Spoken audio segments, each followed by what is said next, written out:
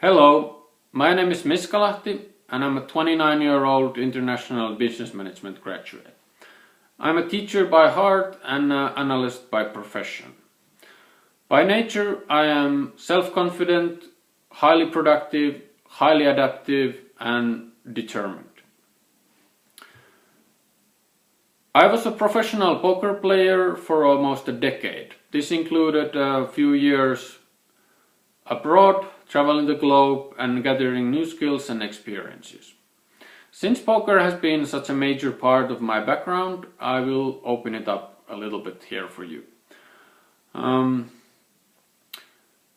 Professional poker is a parallel process to stock investing. You spend countless of hours going over numerical data and statistics, trying to find advantages, strengths and weaknesses and behavioral patterns that are so small that only an experienced eye can find them.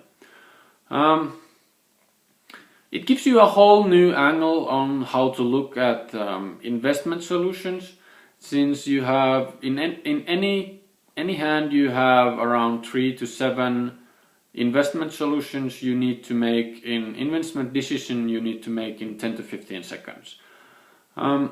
This gives you a whole new angle on how to look at investment in general, because things change so rapidly. You need to always look for ways to gain more expected value or defend your losses.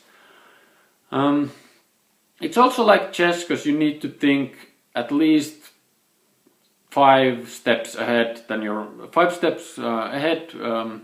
and if your opponent is more skilled in that than you are, then you're not gonna do very well in poker in general. You approach all decisions based on value or expected value, I should say, since that's the only part that actually matters in poker.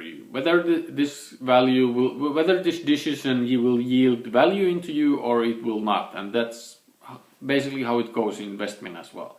You need to look through financial reports and financial data, and you need to more than you need to look through them, you need to understand what the numbers actually mean. What does it mean that turnover has raised 8%, but they are making, or their debt percentages have gone up? You need to understand what the whole big picture means, and you need to have acquired that sort of mindset that you can gather the information from small pieces and compose a picture out of it.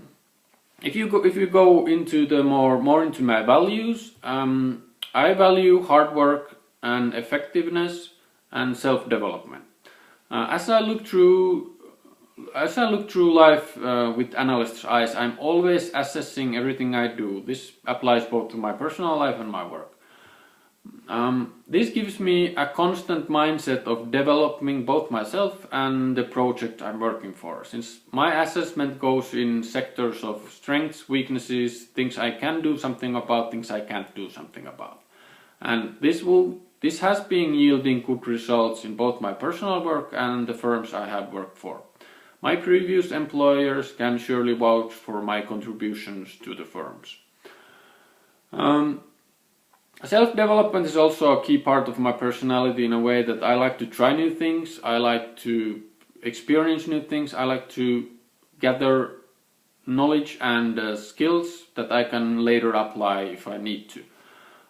This has created me in a way that I am highly adaptive into new situations. I also like to try out new challenges, and I enjoy being put under pressure, since I tend to excel under high pressure situations. I can seamlessly move from occupation to occupation, since I'm always trying to be the best in whatever I do. If we look at the banking sector right now, in the bigger picture, we are going through a major transformation with the new digitalization. A lot of the jobs that are now available will be obsolete in a few years, and you need people who are adaptive and who are always constantly evolving, so you can still utilize them after their current job becomes useless for the company. This I think I can be very well utilized for. To sum it up, I'm highly capable, highly productive, highly adaptive, and I have a larger vision for the EU, for Nordea and for the EU banking sector in general.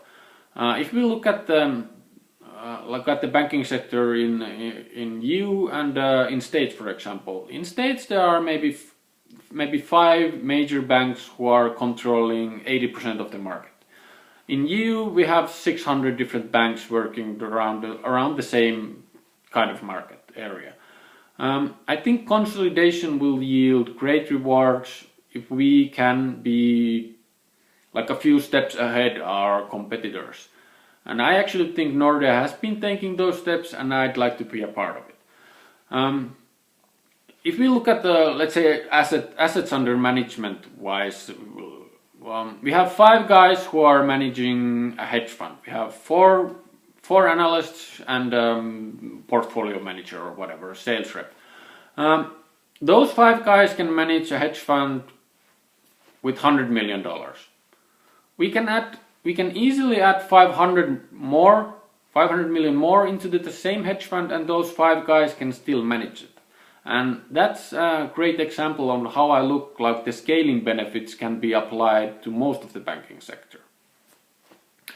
Like I said, I have a lot of ideas on how to develop the firm and how to develop the banking sector as well. And I'm hoping you will invite me into an interview where we can discuss all this further. Thank you.